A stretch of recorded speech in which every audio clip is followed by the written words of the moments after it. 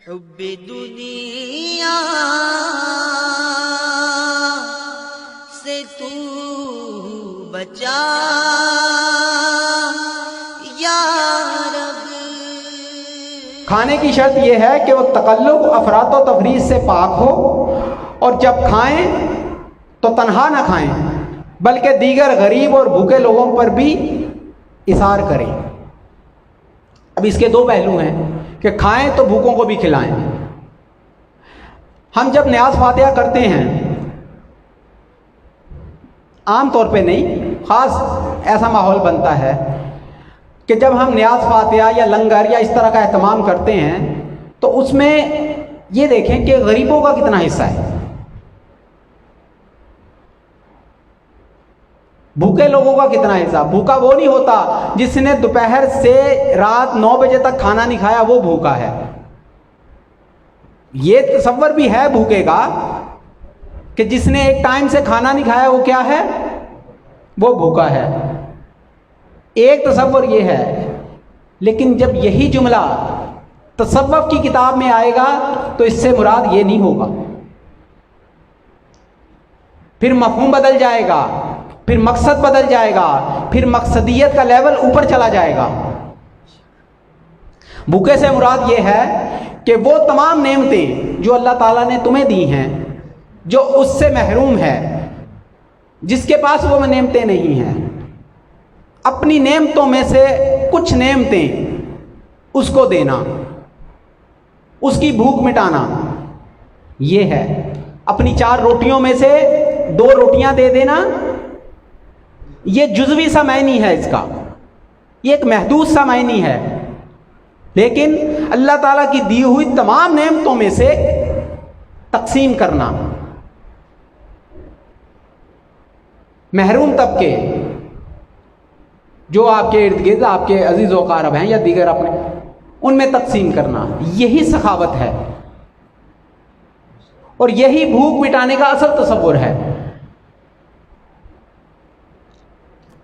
हम दिखावा बहुत करते हैं, हमारी सोसाइटी में दिखावा बहुत आ गया है, हर चीज़ में दिखावा। रमज़ान शरीफ में अभी गुजरा है रमज़ान, अगर किसी की ज़कात निकलती है तो क्या करना है, कैश नहीं देना किसी को। बाज़ार जाना है, कपड़े लेके आने हैं, जानमाज लेके आने हैं, टोपियाँ तस्बीहां लेके आनी हैं, खजूरें लेके आनी हैं, और फिर वो देनी है। 5,000 रुपये का नोट बिल्कुल छोटा सा करके उसके हाथ में पकड़ा दो। वो अपने कपड़े बनाए, वो अपनी बीवी के बनाए, अपने बच्चों के बनाए, वो कपड़े बनाए, वो उसका जूता टूटा हुआ है वो जूता ले, उसको पता है उसकी प्रायोरिटी क्या है, उसकी नीड क्या है, उसकी ज़रूरत क्या है, उसको पता है। तुम्हें क्या पता कि उसको खजूरों की ज़रूरत है, कपड़ों की ज़रूरत है, या उसके घर में आटा नहीं है।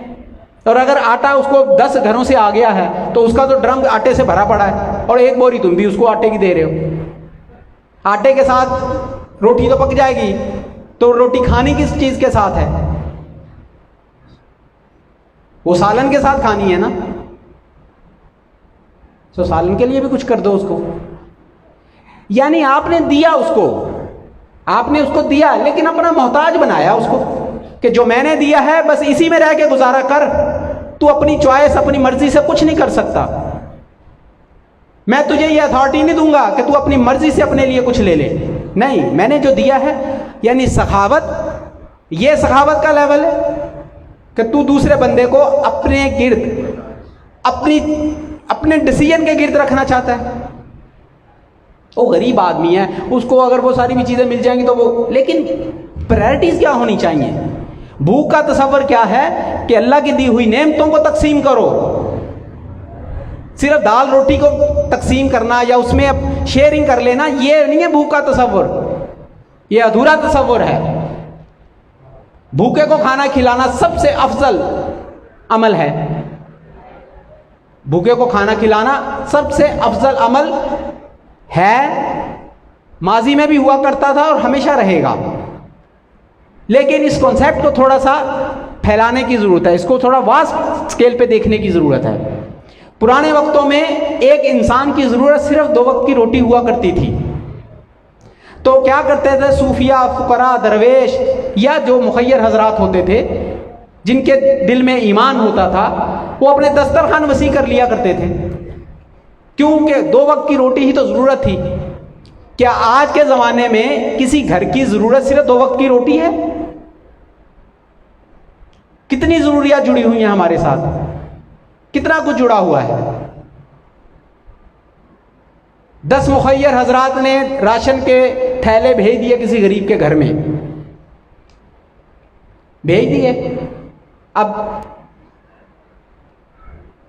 हो सकता है कि उसका बच्चा फीस की अदम अदायगी की वजह से घर में बैठा हुआ हो।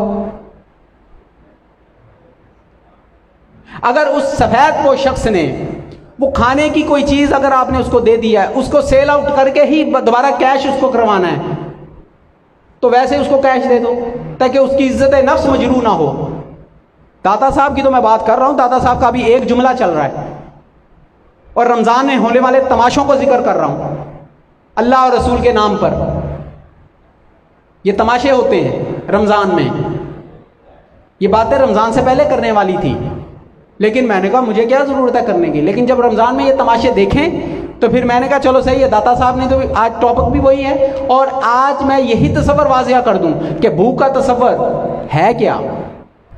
फलस्तीन वालों से जाके पूछो, फलस्तीन वालों से जाके पूछो कि तुम्हें कपड़ों की ज़रूरत है, तुम्हें आटे की ज़रूरत है, तुम्हें किस चीज़ की ज़रूरत है?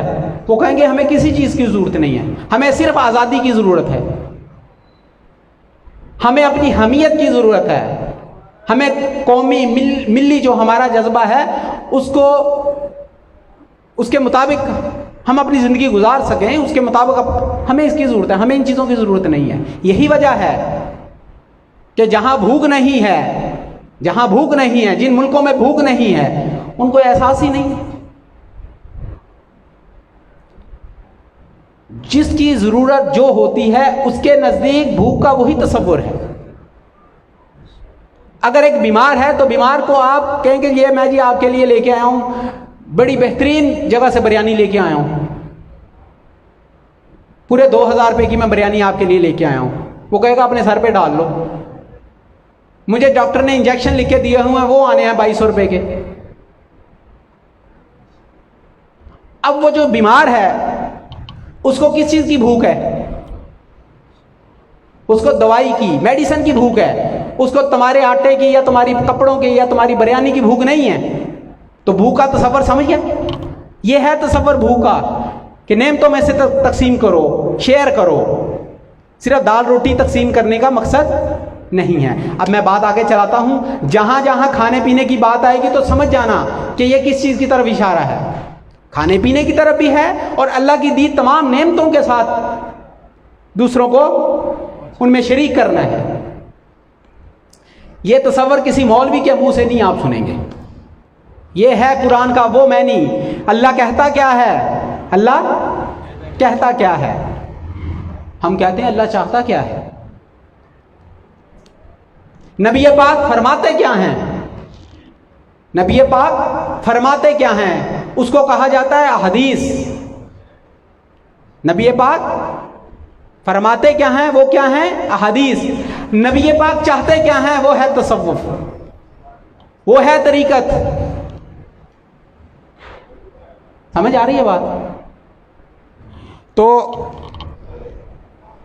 बल्कि गरीब और भूखे लोगों पर भी एहसार करें। किस चीज में? अल्लाह की दी हुई नेमतों में से। इसलिए कि नबी पाक सल्लल्लाहु अलैहि वसल्लम ने फरमाया सब लोगों से बुरा शख्स वो है जो खाने में गुंजाइश और फरागत होते हुए भी अकेला खाए। अब जहां जहां लफ्ज खाना आए तो वहां आप अप्लाई करते जाइएगा मेरी बात को। और गुलाम को ना मारे और अपनी जमात और तबलीग, अपनी जमात को तबलीग व इशाअत के हक से ना रोके। अब सुने, अकेला ना खाए, ये तो बात समझ गई। गुलाम को ना मारे से क्या तसव्वुर है? गुलामी का तसव्वुर तो खत्म हो चुका है। मैग्ना कार्टा के बाद तो गुलामी का पूरी दुनिया से तस्वर खत्म हो चुका है। तो इस हदीस को अब कहां अप्लाई करें हम? कोई किसी का गुलाम नहीं है आज के ज़माने में। अक़वाम मुत्तहिदा के चार्टर के मुताबिक भी और मैग्ना कार्टा और बड़ी इसकी गुलामी का पूरी दुनिया से खात्मा हो चुका है। अगर गुलामी का खात्मा हो चुका है तो हदीस का ये वाला जो टुकड़ा है इसको क्या करेंगे हम? डिपेंडेंट, गुलाम नहीं, डिपेंडेंट, जिनका इन्हिसार आपके ऊपर है, जो चाहे मुलाजिम है, चाहे नौकर है, चाहे आपकी औलाद है, आपकी बीवी है, आपके बच्चे हैं, आपके अजीज़ व अकारब हैं, आपके भांजे भांजियां हैं, आपके गरीब रिश्तेदार हैं। और मारने से मुराद क्या है? कि उनका हक मत मारो, उनके जज्बात का कत्ल मत करो, उनके एहसासात को कत्ल मत करो, मत मारो उनको जो डिपेंडेंट हैं तुम्हारे ऊपर। यह है तसव्वुर। तो जहां लफ्ज हदीस आज के ज़माने में जहां जहां लफ्ज हदीस में गुलाम आए तो उसका वसी मानी मैं बता रहा हूं आपको। मुलाजम से लेके नौकर, मुलाजम से लेके गरीब रिश्तेदार, अजीज़ो कारब जो डिपेंडेंट हैं आप पर, जो अल्लाह की दी हुई नेमतें अगर उन तक पहुंच जाएं तो उनकी ज़िंदगियां आसान हो जाएं, उनमें तकसीम करो।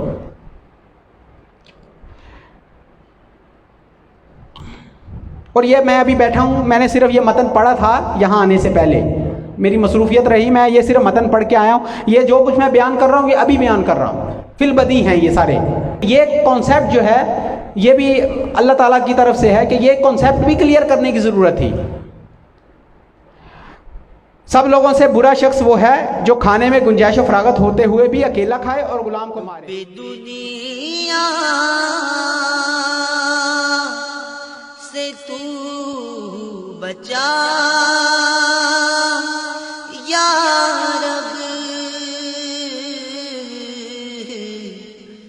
आशिक़े